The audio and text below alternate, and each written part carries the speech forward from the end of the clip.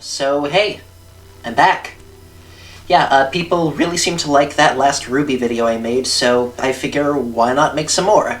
There's honestly a lot that I want to talk about in regards to this show because it has inspired so much thought in me with the way that it does things and the way it tells its story and the way that storytelling has evolved over the years as it's come more into its own. So today I want to talk a little more about something I really like.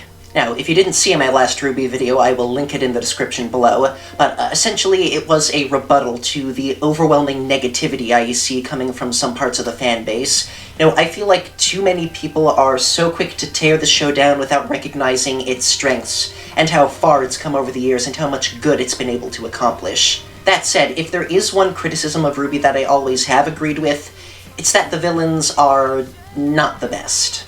I feel like early RWBY had a nasty habit of trying to play the mystery box game with the villains, trying to build up the suspense of what they're actually about without giving us anything really interesting about what they're about. And that has been getting better in recent seasons, but it has taken a while, I think, for the villains to be up to par with the quality of writing that the show really demands. Now, that being said, there is one villain in RWBY that didn't just avoid the problems the other villains fell into, but is legitimately one of the best-written antagonists I've seen in a while, and that guy's name is Adam Taurus. Now, for context, when I first started watching RWBY, I did not watch all of the 4 original trailers. I only watched the red trailer. I didn't actually know the others existed, so I only tracked them down later. And as a result, I was not introduced to Adam the same way everybody else was. The only Adam Taurus I knew was Adam Taurus as he was presented in the show itself. And I wonder how much of a difference that makes, because when I look at the way the fandom reacted to Adam's death and how many people seem furious and think that his potential was wasted, or that he did not come to a satisfying conclusion, or that he was not the character they wanted him to be, I wonder if they saw something in that initial trailer that I didn't see because I only saw Adam as the show wanted me to see him once it started getting going. But here's something to consider. Even looking back at the black trailer, it does not tell you much about Adam. All the trailers are very purposefully ambiguous and leave a lot of questions raised for the show to eventually answer. Adam in the black trailer is certainly a presence. He's intimidating, he makes an impression, and he makes you leave wondering about what his deal is and how he and Blake got to be in the position they're in. But that's the point. It's there to make you wonder. All these trailers are not here to answer the question of what these characters' deals are. They're there to get you excited and make you speculate about what their deals could be from the hints it drops.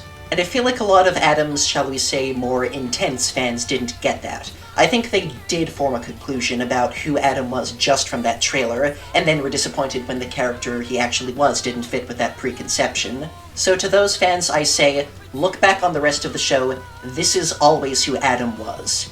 And that's why he's so goddamn amazing.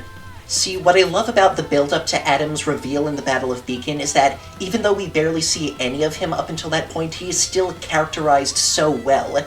And the reason for that is he's characterized through the characterization of Blake.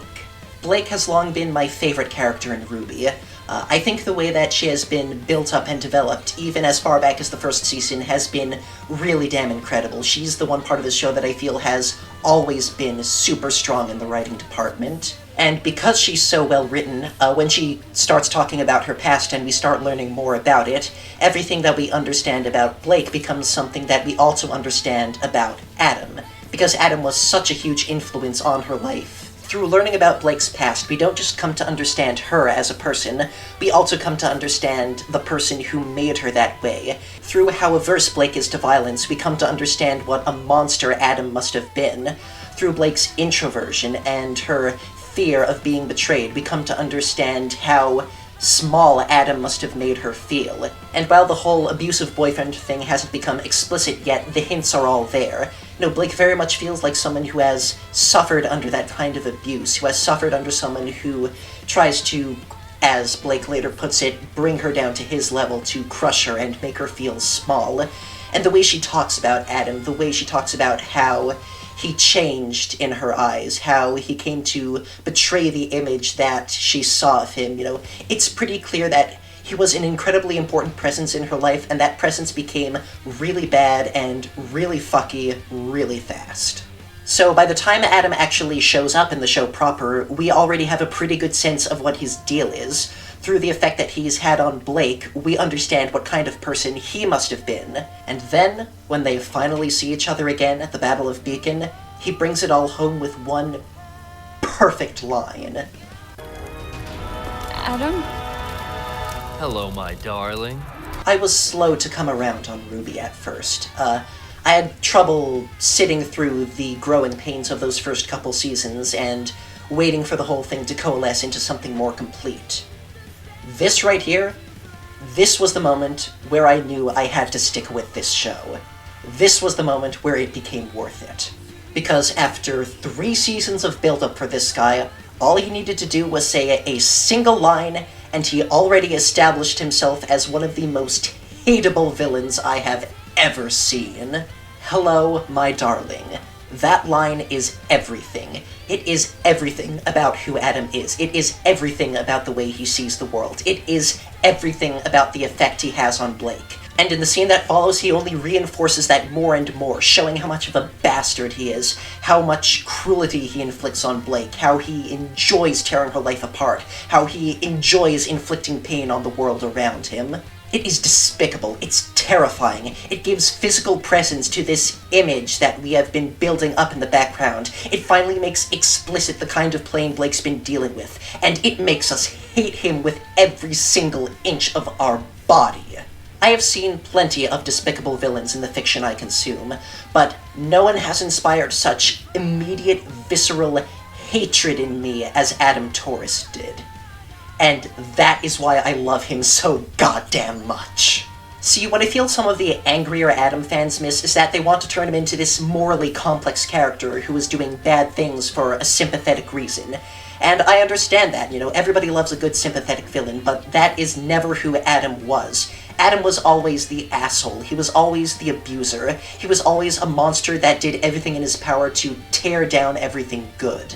But what I love about Adam is that he's not a monster in a cool, badass way. He is petty, he's vindictive, he's emotional, and that is what makes him so goddamn dangerous. And Adam certainly presents himself as badass. He certainly wants you to think that he's this cool warrior with a cool sword who fights everyone in his way and has a good reason for doing so. But in reality, he's something a lot more interesting, a lot more dangerous, a lot more hateable, and a lot more fascinating. He's Kylo Ren. Kylo Ren and Adam fascinate me for the same reason.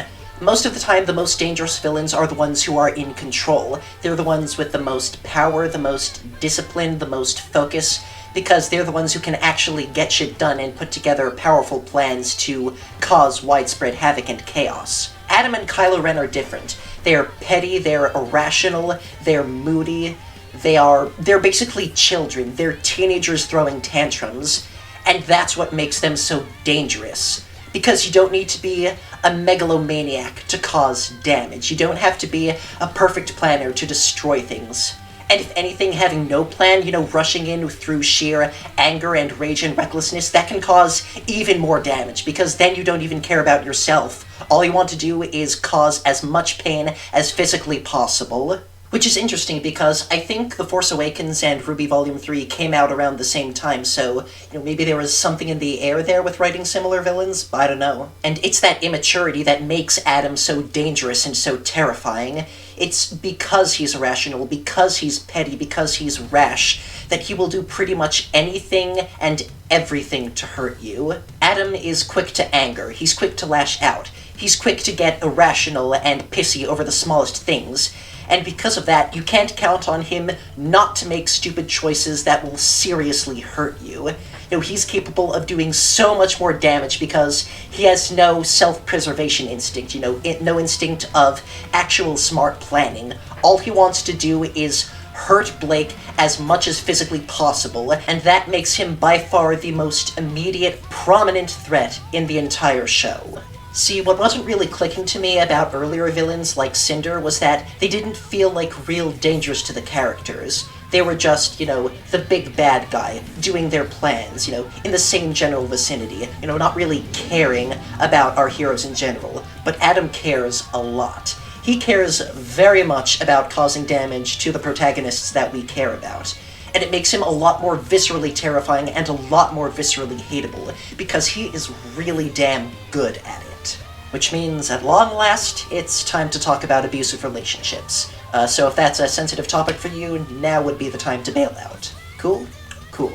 Adam was an abuser. He abused Blake. He gaslit her, he was physically violent to her, he made her feel small and worthless and self-hating, and when he comes back in the present, he is still determined to do all of that. In every single action he takes towards Blake, we can see him trying to take ownership over her, trying to make her feel small, make her feel like she's nothing without him, try to make her feel like this punishment he's inflicting upon her is deserved, that it's all her fault. And what makes him so hateable is that it feels real. The way Adam talks to Blake is how real-life abusers talk to their victims, and that visceral unpleasantness comes through, you know? It's all your fault. Why did you have to betray me? Why did you have to ruin everything? I'm going to punish you by destroying everything you love. This wouldn't have happened if you just behaved. And his body language is a big part of that too. He's always trying to grab Blake, trying to make himself impose over her, to push her to the ground and exert his physical presence over her as he's causing her harm. And not just with Blake either. You know, when he stabbed Sienna Khan in Volume 5, you know, when he's sort of cradling her in his arms and lifting her up off the ground, he has a very particular way of acting around women that he's brutalizing, and it is skin-crawling to experience. And that's what makes Adam such a great villain, because he feels true to life. You know, the reason he's so hateable and so despicable, and why you want to see him get his just desserts so badly, is that the way he causes harm is a very recognizable, very personal, very human kind of damage, which is ironic considering he's a Thanos, but there you go. In all honesty, I don't know if I've ever seen a more effectively hateable villain than Adam Taurus. He's built up perfectly before you've even seen them, he becomes even more despicable when you finally do, and everything about him contributes to this perfect sense of wanting to see him get his ass kicked. And thank God, he finally did. I know some people don't agree with that. I know some people feel like the way he was killed was unsatisfying or didn't do him justice, but personally, I think it did him perfect justice. Because at this point, Adam has already reached his lowest. The climax of Volume 5 was the point where Adam's dreams for the White Fang were shattered. You know, we see at the beginning of Volume 6, the White Fang is not listening to him anymore. You know, he may call himself their leader, but he is an outcast from them. He has lost that drive. It has been consumed by hatred and pettiness and fury. I feel like some of his fans made the mistake of thinking of him as the leader of the White Fang before they thought of him as Blake's abusive ex. And the story was very much trending in that latter direction. You know, once Volume 5 was ended and Blake and Ilya started taking back the White Fang, Adam had no more stake in it. And when the chips are down and his dreams are crushed, what does he try to do? Does he try to build himself back up and become someone worthy of leading the White Fang and carrying on the Faunus cause? No, he does not. Because that has always been the measure of Adam Taurus. He was never a champion of Faunus rights. He was never a crusader against racism. He was an abuser. He was a misogynist. And he only used the White Fang as a cover for that hatred. And once he lost that cover, he had nothing left but hatred. So he hated. And he lost. Impaled by two lesbians. What a way to go. Sure, Adam could have been a different character. He could have been a morally complex crusader for civil rights. But that's not the character he was, and that was never the character he was. Adam was always the Kylo Ren of RWBY, and that has made him such an incredible villain from beginning to end. Though I do think a lot about his final line, that last "oh," after he gets stabbed. I wonder if in that moment, maybe he starts to understand. Maybe he realizes then just how far he's fallen, and how much he's destroyed, and how much he's wasted. I wonder if he died thinking about that. But I guess we'll never know, because he's dead, and the bees are canon, and all is right with the world. And that's the end of the video. Thank you for joining me yet again. Let me know if you want to see me do more stuff like this, or if you want to see me do anything. I still have no set thing of what I'm doing for this channel, so sky's the limit. So see you around, and let's hope Volume 7 is really damn good.